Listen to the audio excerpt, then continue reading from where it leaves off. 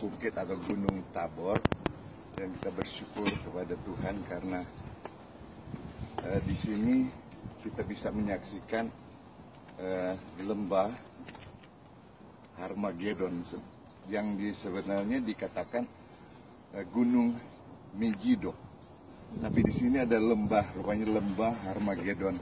Kita bisa lihat, dan ini kita bersyukur karena Tuhan Yesus waktu datang ke dalam untuk datang kedua kali, di sini terjadi peperangan yang besar, yaitu yang disebut dalam Wahyu pasal 16, Perang Harmagedon. Mari kita lihat Wahyu pasal 16.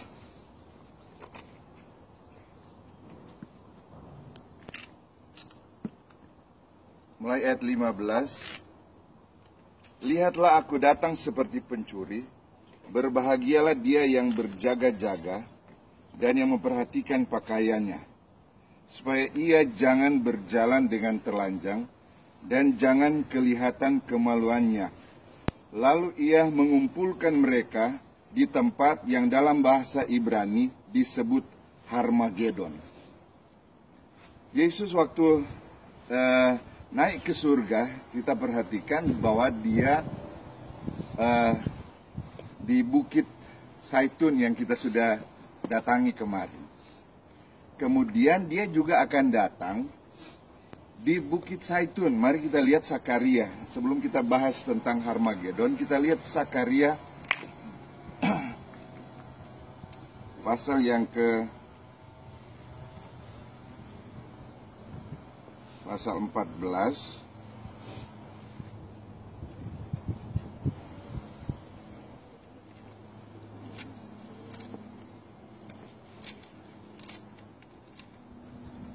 Zakaria pasal 14 di ayat yang mulai ayat yang kedua. Aku akan mengumpulkan segala bangsa untuk memerangi Yerusalem. Kota itu akan direbut, rumah-rumah akan dirampoki, dan perempuan-perempuan akan ditiduri. Setengah dari penduduk kota itu harus pergi ke dalam pembuangan, tetapi selebihnya dari bangsa itu tidak akan dilenyapkan dari kota itu. Kemudian Tuhan akan maju berperang melawan bangsa-bangsa itu, seperti ia berperang pada hari pertempuran. Pada waktu itu kakinya akan berjejak di Bukit Zaitun, yang terletak di depan Yerusalem di sebelah timur. Bukit Zaitun itu akan terbelah dua dari timur ke barat, sehingga terjadi suatu lembah yang sangat besar. Setengah dari bukit itu akan bergeser ke utara dan setengah lagi ke selatan. Kalau kita perhatikan di sini, ada satu pertempuran besar, kemudian Yesus akan menjejakkan kaki di Bukit Zaitun. Jadi pertempuran besar pertama terjadi di lembah di Harmagedon ini. Kemudian kalau kita perhatikan Injil Matius, Yesus katakan bahwa Yesus akan datang. Kedatangan Yesus itu seperti kilat. Dan Wahyu pasal 1 ayat yang ke-7 dan ayat 8 dikatakan waktu Yesus datang, dia akan dilihat oleh semua mata. Semua mata, bukan cuma orang Israel, tapi seluruh dunia. Bahkan yang menikam dia, menurut ayat itu, juga akan meratapi dia. Ada banyak memang penafsiran, tetapi kalau kita lihat bahwa itu berbicara tentang yang menikam dia, yang juga menyaksikan, itu sama dengan kita yang sering menyakiti hati Tuhan. Tapi waktu Yesus datang, kita juga akan menyaksikan kedatangan Tuhan. Yang lain diselamatkan waktu Yesus datang, yang lain nanti dibinasakan dalam perang Harmagedon. Itu perang terakhir antara Yesus waktu datang dan perang yang tentara-tentara yang dipimpin oleh antikris. Antikris menurut Wahyu pasal yang ke-11 mereka akan kumpul di sini mengumpulkan tentara-tentara dari seluruh dunia, dan itu yang saya katakan tadi, dari sungai Efrat itu akan dikeringkan dan akan datang dari timur, tentara-tentara dari timur, dan jumlah mereka yang akan datang disebutkan di situ itu 2.000 laksa. Itu artinya 200 juta, sama dengan penduduk Indonesia. Tentara itu yang akan kumpul dan akan bikin pertempuran terakhir melawan Yesus. Itu menurut Wahyu pasal 16. Dan kita bisa ada di tempat ini, sekalipun peristiwa itu akan terjadi waktu Yesus datang, kita sudah di padang gurun lebih dulu. Amin. Sudah di padang gurun. Saya tidak tahu padang gurun mana, tapi kita sudah lihat padang gurun terbesar adalah Negeb. Mungkin saja kita diasingkan di sana. Waktu sebelum antikris menguasai dunia, kita akan dibawa ke sana. Dan sesudah itu, menurut Wahyu pasal yang ke-12, kita ayat 14 dikatakan, kita akan dibawa oleh sayap burung Nasar yang akan membawa kita ke tempat itu. Mari kita lihat Wahyu pasal yang ke-12.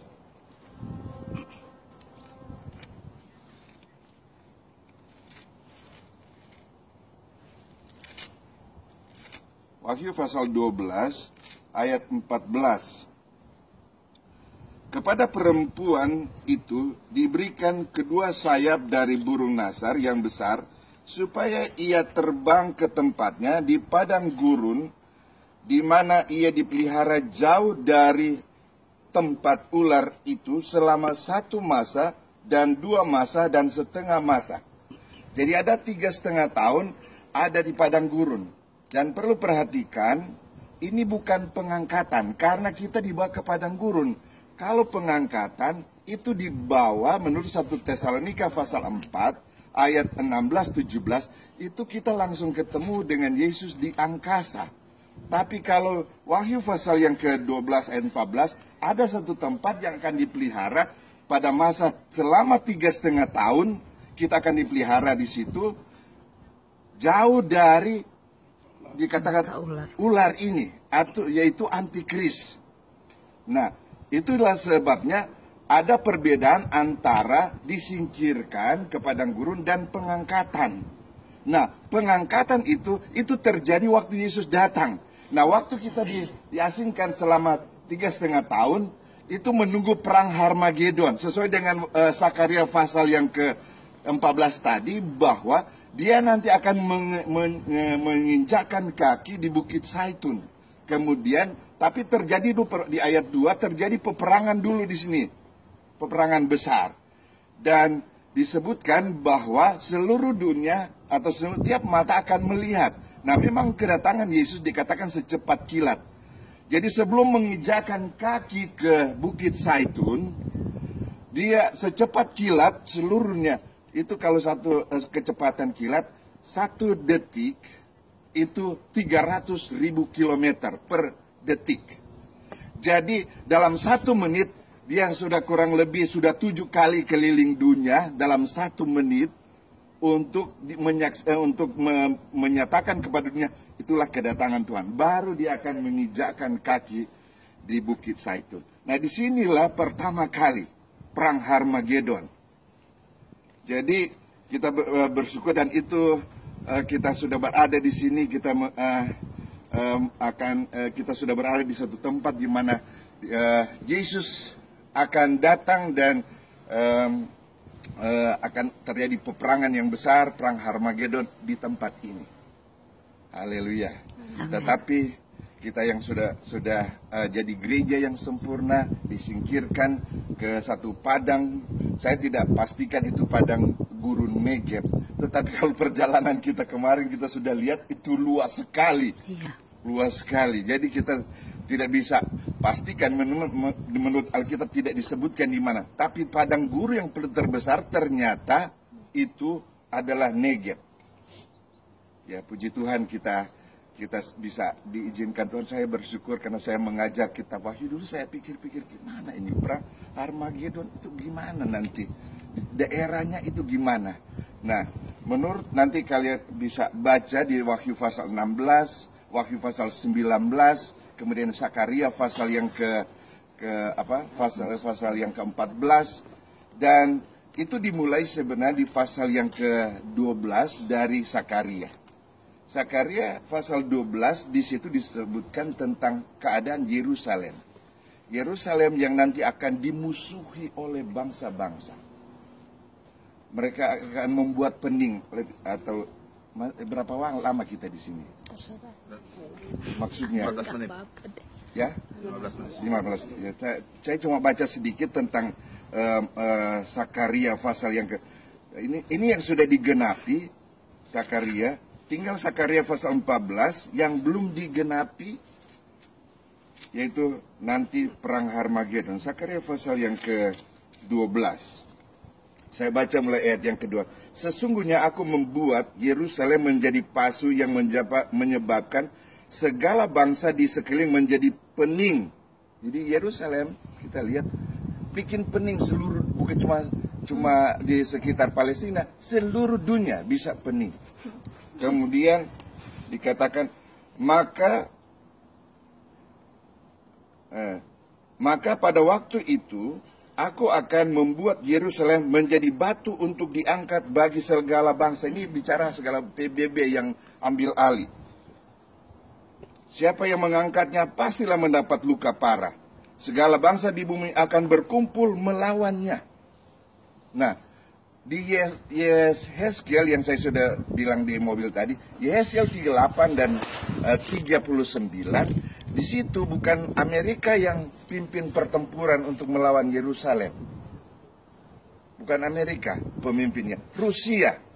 Yehezkiel pasal 38 disatakan negara yang di utara sekali akan menghimpun tentaranya. Karena itu ini merupakan nubuatan karena dikatakan pada hari-hari terkemudian. Itu di ayat Yehezkiel 38 ayat yang ke-8. Hari-hari terkemudian, itu belum terjadi. Nanti sekarang ini akan terjadi. Kelihatan Rusia lagi diam. Tetapi nanti satu kali Rusia akan muncul dan dia akan memimpin satu pasukan untuk mengadakan penyerbuan ke Yerusalem. Dan menurut Yehezkiel pasal yang ke-38, kita perhatikan yang ikut terlibat di sini adalah Rusia, Raja Gog di tanah Magog, yaitu Raja Agung dari Mesek, Moskow, Tubal, itu Tubal adalah Siberia, kemudian Beitar Gorma Turki, kemudian Ethiopia Afrika, Persia, Iran, Put, Libya, Gomer, Jerman, Anggan. Kenapa Amerika tidak ada? Amerika tidak disebutkan di sini karena ada dua yang pro Israel, yaitu Inggris dan Amerika. Tetapi nanti satu kali kalau kita lihat waktu muncul pemimpin dunia antikris yang nanti akan menguasai dunia, dia akan mematahkan 3 tanduk sesuai dengan nubuatan kitab Daniel. 3 tanduk akan dipatahkan, yaitu Israel, kemudian Amerika dan Inggris.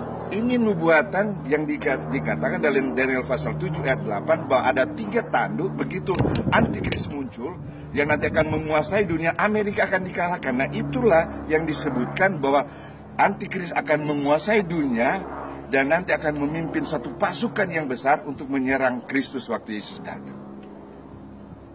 Ya, saya kira karena sudah 15 menit, nanti yang penting kita sudah tahu di sinilah tempat pertempuran terakhir.